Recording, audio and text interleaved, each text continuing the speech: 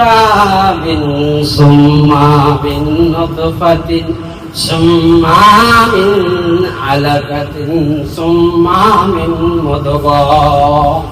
আমার আল্লাহ বলেন, আমি মানুষ সৃষ্টি করেছি পানি থেকে, পানিকে আমি রক্ত বানাইলাম, রক্তকে আমি গোশত বানাইলাম। এরপরে আমি কি করলাম? ফাঁকা সাউনাল ইজামালাহমা, ফাঁকা সাউনাল ইজামালাহমা। এই পানি রক্ত গোশতকে আমি আকার দিলাম, কচি কচি হাড় দিয়ে মানুষের বডি যে স্ট্রাকচারটা আমি তৈরি করে মার র্যামের ভিতরে ঢুকিয়ে দিলাম। এই হচ্ছে আমি রব্বুল আলামিন। আর সেই রব্বুল আলামিনের কোরআনের নামে অবমাননা, রাসূলের সামনে কটূক্তি, কোন মুসলমান এটা বরদাস্ত করতে পারে না। চিৎকার বলেন ঠিক কিনা? সুবহানাল্লাহ। কোন মুসলমান বরদাস্ত করতে পারবে না। আমি যখন নামাজটা ঠিক মতো কায়েম করতে হবে, জমিনে যদি সেজদা না দেন আল্লাহ তো ভূমিকম্প দিবই। কি কর? জমিনে যত সেজদা দিবেন আল্লাহ ভূমিকম্প বিভিন্ন পাপ থেকে বান্দাকে হেফাজত করবে। চিৎকার মেরে বলেন সুবহানাল্লাহ। তারপর আল্লাহর রহমত আগে বাংলাদেশে একটু নাড়াচাড়া দেয়, আলহামদুলিল্লাহ, এটা শুকরিয়া দেয়। কারণ আমাদের ভিতরে আল্লাহ পাকের ভয়টা আছে। নাড়া দিলে আমাদের ভয় লাগে। ওদিনকে দিয়ে মসজিদের মোটামুটি লোক ভালোই হয়, এরপরের দিন আমার নাই। এই যে আমাদের ভিতরে জিনিসটা, যখন বিপদ তখনই নামাজ, এই চিন্তা ধারণা আমাদের বাদ দিতে হবে। নামাজ হবে 5 ওয়াক্ত সর্বদাই। আমি যেই হালে থাকি, যেইভাবে থাকি, আমাকে নামাজটা কায়েম করতে হবে। দেখবেন আল্লাহ পাক ব্যবসা বাণিজ্য ঘর যত জায়গা আছে বরকত দিয়ে দিবে। আপনার অসুখ বিসুখ তেমন হবে না, রোগ বালাই তেমন হবে না। আল্লাহ আপনাকে হেফাজত করবে। চিৎকার মারবেন আলহামদুলিল্লাহ। নাই বিপদ, বিপদ না। লা ইলাহা ইল্লাল্লাহ মুহাম্মাদুর রাসূলুল্লাহ কোথাও বলে নাই। নাউযুবিল্লাহি মিন যালিক। এক শ্রেণীর লোক এরকম আছে, লা ইলাহা ইল্লাল্লাহ হতে মুহাম্মাদুর রাসূলুল্লাহ আমি কোথাও খুঁজে পাই না। মোল্লারা পাই কই? মোল্লারা কোরআন শরীফ রিসার্চ করে পায়, তুমি পাও না কেন আমি জানি না। লা ইলাহা ইল্লাল্লাহ মুহাম্মাদুর রাসূলুল্লাহ আমরা আজানে বলি, আজানে বলি না, একামতে বলি লা ইলাহা ইল্লাল্লাহ মুহাম্মাদুর রাসূলুল্লাহ বলি না। এক শ্রেণীর লোক বলে লা ইলাহা ইল্লাল্লাহর পরে মুহাম্মাদুর রাসূলুল্লাহ কোথাও পাই। জোরে বলেন নাউযুবিল্লাহ।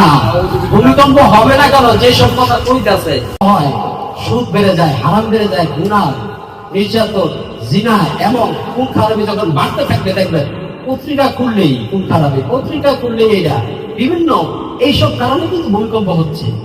জমিন আর টিকতে পারতেছে না, জমিন করতেছে আল্লাহ আমি আর সহ্য করতে পারতেছি না, এত পরিমাণ জিনা। তখন আল্লাহ বলে একটা লাড়া দে, একটু লাড়া দেন, দে লাড়া। ঠিক হয় কিনা, পরিবর্তন হয় কিনা, কিন্তু আমাদের মনের ভিতরে কিন্তু কেঁপে ওঠে, কিন্তু হেদায়েত আসে না। তার কারণ কি জানেন? কারণ আমাদের 1 নম্বর নামাজ নাই। 1 নম্বর কারণ কি? আমাদের ভিতরে নামাজ নাই। আমি আপনাদের আজকে রিকোয়েস্ট করে বলবো, আমরা যে যাই করি আমরা নামাজটা ঠিক রাখি। একটা হচ্ছে জিন শয়তান, আর একটা হচ্ছে মানুষ শয়তান। শয়তান কয় প্রকার? 2 প্রকার। আমার সাথে বলুন, শয়তান কয় প্রকার? একটা জিন শয়তান, একটা মানুষ শয়তান। মানুষ শয়তান না হলে তো কোরআন অবমাননা, রাসূলের সাথে কটূক্তি করতে পারে? এটা হচ্ছে মানুষ শয়তান। যারা কোরআনকে অবমাননা করে, রাসূলের সাথে কটূক্তি করে, তারা হচ্ছে মানুষ শয়তান। চিৎকার বলেন ঠিক কিনা? তারা মানুষ শয়তান। আর জিন শয়তান অদৃশ্য, এটা দেখা যায় না। জিন তো সহজে মানুষের পিছনে লাগে না। যদি ফেস টু ফেস করে যান, কোন একটা ক্ষতি করে, তাইলে জিন আমাদের পিছনে লাগবো।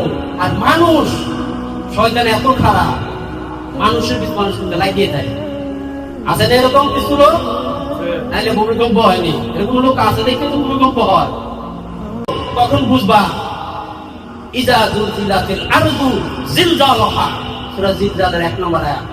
যখন পর্যন্ত কম্পনে জমিন কম্পিত থাকবে, ওয়া আখরাজাতিল আরদু আসকালাহা, তখন জমিন থেকে সব বের হতে থাকবে। বের হতে থাকবে মানে জমিন কাঁপাকাঁপি শুরু করবে। মানুষ বলে কি হলো। এই জন্য আল্লাহ বলেন সূরা জিলজালের 1, 2 এবং 3 নম্বর আয়াতে, ইজা তুজিলাতুল আরদু জিলজালাহা ওয়া আখরাজাতিল আরদু আসকালাহা ওয়া ক্বালাল ইনসানু মা লাহা।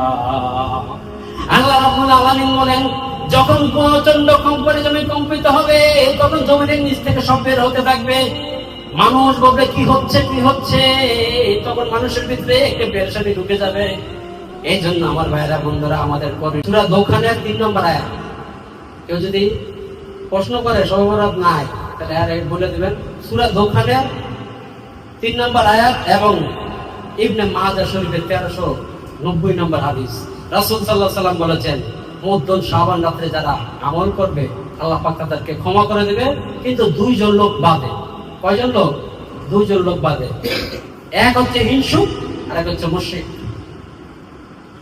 আমার ভাইরা বন্ধুরা, রাসূল সাল্লাল্লাহু আলাইহি সাল্লাম বলেন মুদ্দন শাবানের রাতে আল্লাহ পাক সবাইকে ক্ষমা করবেন, কিন্তু দুজন লোককে আল্লাহ কখনো ক্ষমা করবেন না। একজন হচ্ছে হিংসুক আর একজন হচ্ছে মুশরিক। এই দুইজন ব্যতীত রব্বুল আলামিন ওই রাত্রে সবাইকে ক্ষমা করে দিবেন। চিৎকার মেরে বলেন সুবহানাল্লাহ। ময়দান হচ্ছে নেকের খেলা, সুবহানাল্লাহ বলেন। দুনিয়াতে টাকার খেলাতে টাকা আছে, তার সম্মান আছে, তাকে সবাই সম্মান করে, আর হাসরের ময়দান হবে নেকির খেলা। যার নেকি থাকবে তার সম্মান থাকবে। চিৎকার মেরে বলেন সুবহানাল্লাহ। সবাই আওয়াজ দিয়ে বলেন সুবহানাল্লাহ। দুনিয়াটা হচ্ছে টাকার খেলা, আর হাসরের ময়দান হবে নেকের খেলা। অনেক ওলামা ইকরাম আলোচনায় বলে যে হাসরের ময়দানে কেউ কেউ চিনবো না। এই আলোচনা আমরা শুনছি না অনেকে। হাসরের ময়দানে কেউ কেউ চিনবো না, চিনবো পরিচয় দিব না। হাসরের ময়দানে সবাই সবাইকে চিনবে কিন্তু পরিচয় দিব না। কেন? ওই যে নেকি যদি লয়ে না, দুনিয়া জমিনে দেখেন না, বিরিয়ানির পোটলা যখন দেওয়া শুরু হয়, মামার ভাগনার কেউ কেউ দেখেন শুনকে টামটা লয়ে পোটলাটা লয়ে দৌড়। হাসরের ময়দানে সেম একই রকম হবে। নেকের জন্য মানুষ মানুষকে পরিচয় দিব না, মা সন্তানকে পরিচয় দিব না, সন্তান মাকে পরিচয় দিব না। ওই মাকে ভাববে বিয়ে করিবে।